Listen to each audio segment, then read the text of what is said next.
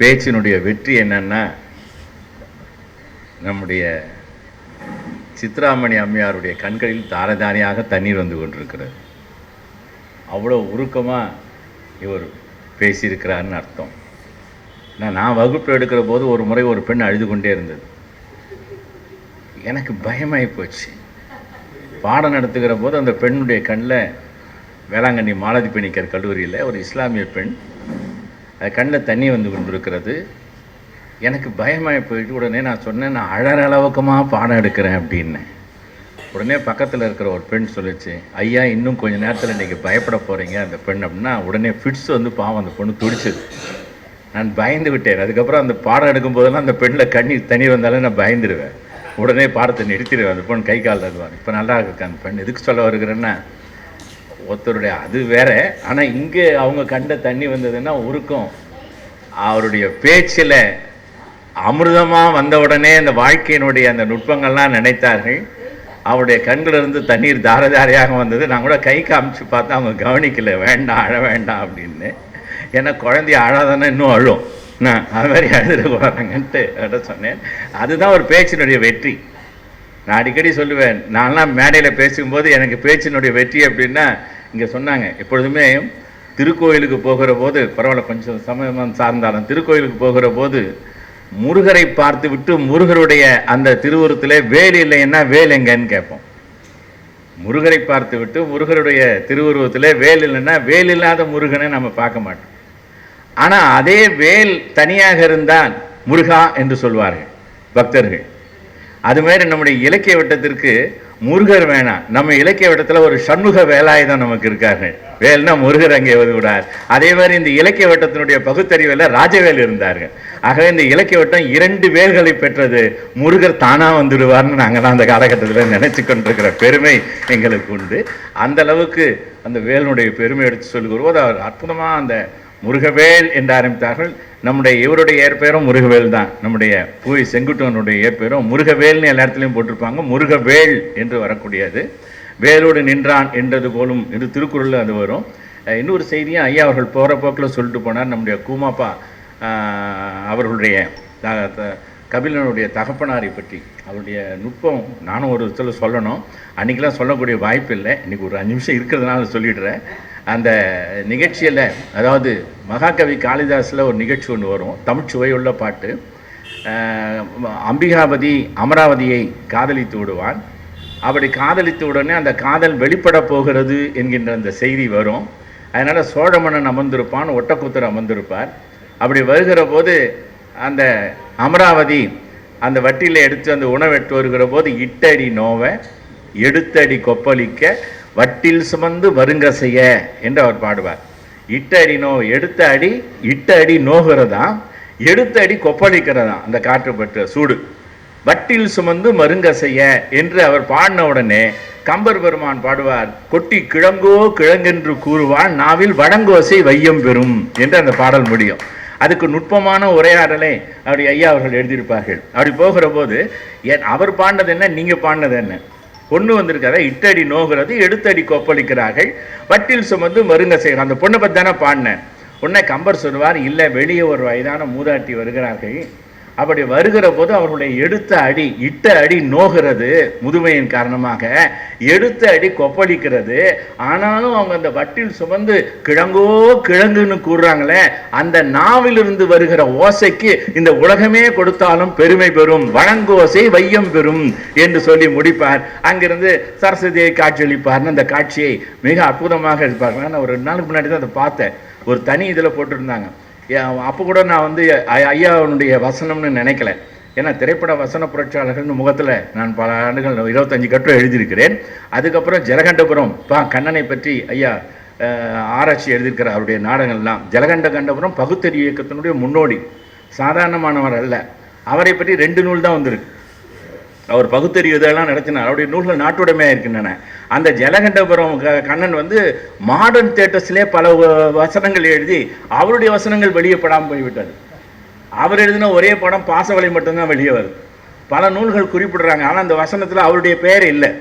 ஆனால் இவர் அவருடைய நாடகங்கள்லாம் கடினப்பட்டு தொகுத்து எழுதியிருக்கிறார். ஜலகண்டபுரம் கண்ணனை பற்றி ஆராய்ச்சி செய்திருக்கிறோம் நம்முடைய பேராசிரியர் ஏழுமலை அவர்கள். அதுபோல் இவர் அந்த அப்படி பார்க்குற போது அந்த வசனத்தை பார்த்து வரும்போது குமாப்பா அவருடைய அந்த ஆற்றலை பார்க்குற போது அந்த அந்த காட்சி அமைப்பை பார்த்தேன் எப்படின்னு. அப்படி பார்க்குற போது இந்த புராணத்தை எட்டுனூறான்னு பார்த்தா புராணத்தை எட்டுனூரில் கடைசியில் மட்டும்தான் எடுத்து வர்றார். மற்ற கதைகளை சொல்லுகிற போது அப்படியே அந்த இட்டடி நோவை எடுத்தடி கொப்பளிக்க வட்டில் சுமந்து மருங்க செய்ய கொட்டி கிழங்கோ கிழங்கென்று கூறுவான் நாவில் வழங்கோசை வையம் பெறும் என்று சொல்லுகிற போது அந்த தமிழும் வாழுகிறது, அந்த தமிழ் தந்த தனிப்பாடலும் வாழ்கிறது, அந்த தனிப்பாடலை வடிவமைத்த கூமா பாலசுப்ரமணிய அவருடைய பெருமையும் வாழ்கிறது. அவர் மகன் இங்கே கேட்கிற போது அதனுடைய பெருமை இன்னும் பெறுகிறது. தமிழ் இப்படிதான் தொடர்ந்து வளர்ந்து கொண்டிருக்கிறது. அதனால தான் நாம் நூற்றாண்டு விழாக்களை தொடர்ந்து எடுத்துக்கொண்டிருக்கிறோம் என்ற அந்த செய்தியை சொல்ல கடமைப்பட்டிருக்கிறேன். மிக அற்புதமான உரை. நாரா முருகவேல் அவர்களை பற்றி ஆய்ந்து அந்த நூலை படிக்கணும்னு ஒரு ஆசைப்பட்டது கொஞ்சம் நெஞ்சம் கிடையாது. மிக நுட்பமாக அதில் ஆய்ந்து தோய்ந்து எல்லாம் படிச்சிட்டார் அவர். அப்படியே ஓடி வருது பாருங்கள். எங்களுக்கு என்னென்னா நாங்கள் இது மாதிரியான பேச்சாளர்கள் எல்லாம் சமயத்துக்கு கொடுத்துட்டோம். நாங்கள் இந்த பக்கம் எடுத்து வந்த ஆட்கள்லாம் வேறு விதமாக நல்ல வேகமாக வந்தாங்க. வந்துட்டு என்ன நாங்கள் கடைசியில் பார்த்தா சமயத்தில் வந்து நிற்கிறாங்க. ஆரம்பத்துலேருந்தே வந்தால் பரவாயில்ல. ஒன்றே குலம் நம்முடைய ஆரம்பி அவர்கள் அடிக்கடி சொல்வார்கள். ஆரம்பி அவர்கள் இதே இடத்துல கிட்ட கேட்டார், இந்த பட்டுக்கோட்டையை பற்றி இவ்வளோ எழுதியிருக்கிய, பட்டுக்கோட்டை ஒரு புதுமையான சிந்தனையில் ஒரு பாட்டு எழுதியிருக்கான் தெரியுமா, தனிப்பாடல்னார். நான் அதிர்ந்து போயிட்டேன். என்ன தனிப்பாடல்னோடனே நான் சொன்னேன் நண்டு செய்த தொண்டான்னு. ஆமாம் அதை எழுதியிருக்கியா அப்படின்னு கேட்டார். நான் உடனே அந்த பக்கத்தை எடுத்து காமிச்சேன். பார்த்தார். ஏன்னா பட்டுக்கோட்டை எடுத்திருப்பார். ஒரு வயல் விவசாயி அந்த அவனுடைய நிலம்னா நிரம்பின அப்புறம் தான் அடுத்தவனுடைய ஏழை விவசாயிக்கு பாயணும் வயலில். ஆனால் அவன் வந்து தடுத்துட்டு இருப்பான், கொடுக்க மாட்டேன், தண்ணீர் பாயச மாட்டேன். அப்புறம் அந்த ஏழை விவசாயி மறுநாள் போய் பார்ப்பான், வயலெல்லாம் நிறைஞ்சிருக்கும். எப்படின்னு பார்த்தா நண்டு இந்த ரெண்டுக்கு நடுவில் ஒரு தொலை போட்டிருக்கும். ஆகவே நண்டு செய்த தொண்டு என்று பட்டுக்கோட்டையார் அதை ஒரு அற்புதமாக எழுதியிருப்பார். ராஜா தேசிங்கை பற்றி எழுதியிருப்பார்.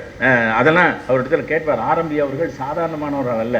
அடிக்கடி கேட்பார், ஒன்றே குலம் ஒருவனே தேவன் என்று திருமூலர் சொன்னான், எங்கள் அண்ணா சொன்னான்னு சொன்னால் திருமூலர் சொன்னான்னு சொன்ன, இதையே எங்களுக்கு நீங்கள் சொல்லி தரல என்பார். அதுதான் நாரா முருகவேல் அவர்கள் மிக அற்புதமாக அவரிடத்திலே ஆரம்பி அவர்களும் உணர்ந்து கொள்ளுகிறார். அதாவது ஆரம்பி அவர்களுக்கு எல்லாம் தெரியும். ஏன்னா தந்தை பெரியார் இடத்துலேயே அந்த நூல்களை அவர் விற்பனை செய்து தான் வந்தார். அவரிடத்துல பல கருத்துக்கள் ஆஸ்திகவாதிகள்லாம் கூட பயந்து போகிற அளவுக்கு பல கருத்துக்களை ஆரம்பி அவர்கள் கேட்பார். அதற்கு அவரே விடயம் சொல்வார் என்று சொன்னார். அதற்கெல்லாம் நாரா முருகவேல் அவர்கள் காரணம் என்பதை மிக அற்புதமாக ஆசிரியர்கள் அதை கோடிட்டு காண்பித்தார்கள். மிக அற்புதமான அவருடைய முழு பட்டத்தையும் அவருடைய இதெல்லாம் படிச்சுட்டு வந்து சொல்கிறார் பாருங்கள். கூட இருந்து ஏதோ விட்டுடலான்னு நாங்களாம் அப்படி தான் போவோம், வகுப்பறைக்கு போனால் பார்த்துக்கலாம் அப்படின்னு. இல்லைன்னா எங்கள் கதையாக இருக்குது, சேர்த்து சுற்றி முடிச்சுடுவோம். அந்த ஒரு மணி நேரம் என்ன பண்ணணும்னு எங்களுக்கு தெரியும். ஆனால் மிக அற்புதமாக அந்த பக்கம்லாம் போகாமல் அப்பப்போ சுந்தரமூர்த்தி சுவாமிகள், திருநாவுக்கரசர் அந்த இதெல்லாம் அப்படி இப்படி சொல்லி எல்லா கருத்துக்களையும் சொல்லி எல்லோரையும் அரவணைத்து மிகச் சிறப்பாக உரையாற்றினார்கள். அவர்கள் நம்ம இலக்கியவட்டத்தினுடைய சார்பிலே நன்றி. முக்கியமாக சொல்லப்போனால் நன்றி தான் முக்கியமாக நம்ம நினைவில் வைத்துக் கொள்ள வேண்டும். ஏன்னா இப்போ காலம் அப்படி மாறிக்கொண்டிருக்கிறது. நான் இந்த கூட்டம் ஏற்பாடு செய்கிற பொழுதே எனக்கு தெரியும் கூட்டம் வராது. ஏன்னா பலருக்கு அவரை பற்றி தெரியாது என்று வெளிப்படையாகவே எனக்கு தெரியும். நண்பரிடத்தில் நான் வெளிப்படையாகவே சொன்னேன், அவர்கிட்டவே சொன்னேன், நாங்கள் இந்த கூட்டத்தை எதிர்பார்த்து பண்ணலை, எங்களுடைய கடமை, அதனால தான் நான் பண்ணுறேன். ஏன்னா போன கூட்டம் எனக்கு வரும்னு தெரியும், RS மனோகர்களுக்கு வரும்னு தெரியும். ஆனால் நாடக நடிகர்கள், திரைப்பட பாடல் எல்லாம் சேர்ந்து வரும், நிறைய பேர் வருவாங்கன்னு எனக்கு தெரியும். ஆனால் இது எனக்கு தெரியும் இப்படி தான். ஆனால் நம்ம குறைவாக இருந்தால் கூட, ஏன்னா பகவத்கீதை சொல்லுகிற போது கேட்டவன் கண்ணபெருமான் மட்டும்தான். அது இன்றைக்கி எல்லாருமே பேசக்கூடிய அளவுக்கு ஒரு மாணவன் தான், அதுவும் போர்க்களத்தில் போய் சொல்லியிருக்கிறார்கள். இவர் வாசுப மாணிக்கம் பற்றியெல்லாம் சொன்னார்கள், வேளா அவர்களை நினைவூட்டினார்கள். எனக்கு இடமாறுகளை தான் தெரியும் வேளா அவர்களை பற்றி. எவ்வளோ கைமாறு கருதாமல் தன்னுடைய பணத்தை மாறி இடைத்தவர் வேளா அவர்கள். சாதாரணமானதல்ல. அந்த புலியூர் கேசியினுடைய உரை இங்கே ஏற்பாடு செய்கிற பொழுது வேளா அவர்கள் வந்திருந்தார் அந்த நிகழ்ச்சி. அப்படி வேளா அவர்கள் வாசுப மாணிக்கத்தை அழைத்து கூட்டம் நடத்துவார் பாருங்க. அந்த மறைமலடிகள் நூல் நிலையத்தில் கொஞ்சம் நெஞ்சம் இல்லை. அப்படிப்பட்ட மகான்களெல்லாம் வளர்த்த அந்த தமிழ் தான் இன்றைய தினம் நாங்கள் அப்படி கொஞ்சம் செய்துக்கிட்டு இருக்கோம். இன்னும் இது திறம்பட வேண்டும் என்றால் அடுத்த தலைமுறைக்கு போக வேண்டும் என்பதுதான் எங்களுடைய ஆசை. நாங்களே இருக்கணுன்றதே ஆசை இல்லை, ஆரோக்கியராக்கு தெரியும். நான் எங்கள் பாரு அதுதான் சொல்லிக்கிட்டு இருக்கேன். அடுத்த தலைமுறை வேணும், வரல இழுத்து பிடிச்சிக்கிட்டு இருக்கோம். பாதி போயிடுறாங்க. இப்போ கூட கேட்பார் கூப்பிட்டேன், அதெல்லாம் விடுங்க, அவங்களாம் வந்தால் வரட்டும், நம்ம யாரையும் தொந்தரவு செய்யக்கூடாதுன்னு. ஏன்னா மாமணி எங்களை எப்படித்தான் வளர்த்தார், அவர் கடமையை செய்துக்கிட்டே போவார், நாங்கள் பின்னாடி வந்துக்கிட்டே இருப்போம். அதனால் அந்த முறையில் எவ்வளோ அற்புதமாக உரையாற்றிருக்கிறார்கள். முறையான நன்றி உரையை நம்முடைய ஜெகதீசன் அவர்கள் வழங்குவார்கள். எப்பொழுதும் எக்காலத்திலும் எப்பெற்றும் துன்பம் இல்லை என்பதை அடிக்கோடிட்டு உங்கள் அனைவருக்கும் நன்றி நன்றி பெற்றுக் கொள்கிறேன். வணக்கம். கம்பதாசனை பற்றி, கம்பதாசன் இந்த மாதம் 15ஆம் தேதி பிறந்திருக்கிறாரு. அவரை பற்றிய ஒரு கவிதை. சுப்பராயர் பாலம்மாள் மகனாக பிறந்தவராம், சுப்பராயர் பாலம்மாள் மகனாக பிறந்தவராம், சூழுலகில் சுயமாக சுற்றியவர் தேர்ந்தவராம், செப்புகின்ற இன்குரலால் திரையுலகில் நுழைந்தவராம், சூழலையே சொல்லுகின்ற சீர்பாடல் தொகுப்பவராம், ஆழமான கொள்கையாம் சமதர்ம கொண்டவராம், ஆழமான கொள்கையாம் சமதர்மம் கொண்டவராம், அவனியிலே அவர் கருத்தை ஆழமாக சொன்னவராம், அழகு நிறை இன்குரலால் திரையினிலே பாடுவாராம், புகழ்பெற்று உயர்ந்தவரே அப்பாவு என்பவராம். அப்பாவு என்கின்ற ராஜப்பா தன் வாழ்வில் கம்பன் மேல் ஆசையினால் கம்பதாசன் ஆனாரே, அப்பாவு என்கின்ற ராஜப்பா தன் வாழ்வில் கம்பன் மேல் ஆசையினால் கம்பதாசன் ஆனாரே, தப்பாது பல பாடல் தரையோர்க்கு தந்தவராம், தன் இனிய குரலோடு ஹார்மோனியம் இசைப்பாராம், தப்பில்லா பலவசனம் திரையுலகில் தந்தவராம், முதல் முத்தம் அவளும் நானும் போன்றவைகளை பட உலகில் முப்பொழுதும் திரையுலகில் உழைத்தவராம் ராஜப்பா, முற்போக்கு சிந்தனையை கொண்டவராம் கம்பதாசன், தன் திறமை தெளிவுறவே தரையோர்க்கு தந்துவிட்டார், திகழ்கின்ற நற்பாடல் திரையுலகில் பலவாக, தன்னடிப்பால் நாடகத்தில் புகழ்கொடியை நாட்டியவர், தன் குடும்ப ஏழ்மை நிலை தானறிந்து நடித்தவராம், தன் குரலால் தான் இயற்றி தான் பாடி நடித்தவராம், தன் நாடக பாத்திரத்தில் தன் திறனை கொடுத்தவராம், தான் கொண்ட மறுமலர்ச்சி கருத்ததனால் தரையினிலே கம்பதாசன் எனும் கவி கனல் கவியாய் ஆனாரே, தன்னாலில் பல்லுதவி திரைக்கவரே செய்தாலும் தனை இந்த பூமியிலே திரையுலகம் மறந்ததுவே, அன்னாரின் புகழதுவும் பூ உலகில் பூத்ததெல்லாம் கனவு என்ற தமிழினது தொகுப்பாலே தெரிந்ததுவே, மண்ணில் ஒரு கவி எனவே மின்னிடவே பல படைப்பும் மண்ணிடவே படைத்ததனை பூ உலகில் தந்தாரே, தந்திரத்தால் இந்தி படம் தமிழாக்கம் செய்தமையால் திரையுலகில் இந்தி மொழி படங்களுமே வந்தனவே, இத்தகைய சிறப்புதனை பெற்ற நம் கம்பதாசன் வாழ்வினிலே நோயுற்று வாழாது முடிந்தாரே, அத்தகைய வல்லோனை அவனியிலே நம் நிகழ்வில் அவர் புகழை நிலைநிறுத்தி அவரை நாமும் போற்றிடுவோம், எத்தவரும் அவர் புகழை நினையாது இருந்தாலும் இத்தரையில் நாம் நினைவோம் எத்தனாக இருந்தவரை, மொத்தத்தில் கம்பனது தாசனை நாம் புகழ்வோம், பொன்னேட்டில் பதித்து நாமும் போற்றவரை ஏத்துவோம், மொத்தத்தில் கம்பனது தாசனையே நாம் புகழ்வோம், பொன்னேட்டில் பதித்து நாமும் போற்றியவரை ஏத்துவோம். வாய்ப்புக்கு நன்றி, வணக்கம். நம்ம மண்ணுக்குள்ளே தான் போகிறோம், மண்ணுக்குள்ளே தான் போயிடுவோம், நம்ம வாழ்க்கை ஒன்றும் இல்லை யோசிக்கும் போது விரக்தி நிலைக்கு நம்ம போகிறோமா? இப்போ நான் ஒரு ஐயா கிட்ட கேட்டேன், சொற்பொழிவு நடத்துகிற ஐயா கிட்ட, ஐயா இது வாழ்க்கை ஒன்றும் இல்லைன்னு சொன்னால் நம்ம ஒரு விரக்தியாக ஆகிட மாட்டோமா அப்படின்னு. அதுக்கு அவர் நல்ல பதில் சொன்னார், அப்படி இல்லைம்மா, வாழ்க்கை ஒன்றுமே இல்லைன்னு உணர்ந்தப்ப நம்ம தப்பு பண்ண மாட்டோம்னு சொன்னார். தப்பு பண்ணாமல் இருக்கிற வாழ்க்கையை ஒழுங்காக வாழ்வோமா, அதுக்காக தான் இது மாதிரி வாழ்க்கை ஒன்றும் இல்லாத வாழ்க்கைக்கு அடுத்தவனை கெடுக்காத அப்படி நம் பேசுகிறோம், இதுக்காக விரக்திக்கு போகணும்னு அவசியம் இல்லை அப்படின்னு சொன்னார். ஒளி படைத்த கண்ணினாய் வா வா வா, உறுதி கொண்ட நெஞ்சினாய் வா வா வா, களி படைத்த மொழியினாய் வா வா வா, கடுமை கொண்ட தோழினாய் வா வா வா, களி படைத்த மொழியினாய் வா வா வா, கடுமை கொண்ட தோழினாய் வா வா வா,